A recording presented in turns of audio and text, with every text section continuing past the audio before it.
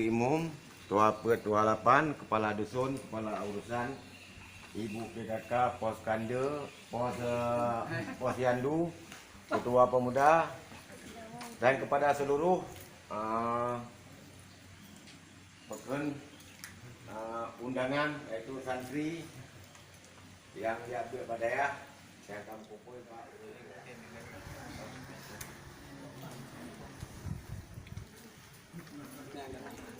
إلهي لست للفردوس أهلا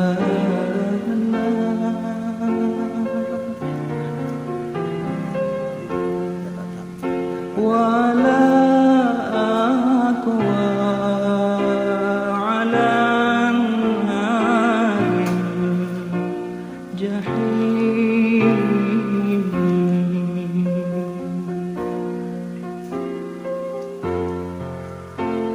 فهل لي توبة واغفر ذنوبي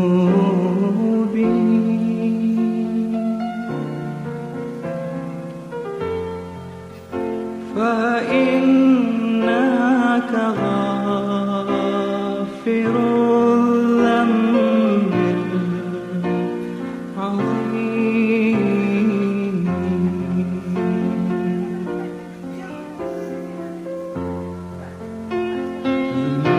ذنوبي مثل أعداد الرمال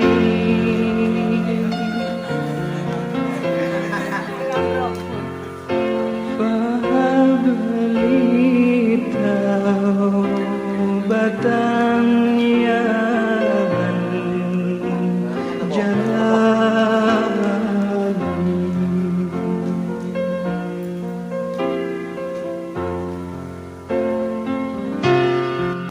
Assalamualaikum warahmatullahi wabarakatuh. Kami dari Santriwati Matang Kepulauan Riau mengucapkan terima kasih kepada aparat desa yang telah memberi bantuan kepada kami berupa beasiswa. Dengan itu kami ucapkan terima kasih. Assalamualaikum warahmatullahi wabarakatuh. Alhamdulillah. Salatu wassalamu ala sayyidina Muhammad wa ala alihi wasahbihi ajma'in. Terima kasih kamu yang sangat lambung, yang terutama ialah kepada seluruh aparat kampung Matang Kepulauan Riau yang mana dengan berkat urungnya nibak uronyo kau berhasil cita-cita gatnyan untuk bagi kamu untuk beri bantuan yang dengan susah payah dengan urah ke berusaha demi kamu.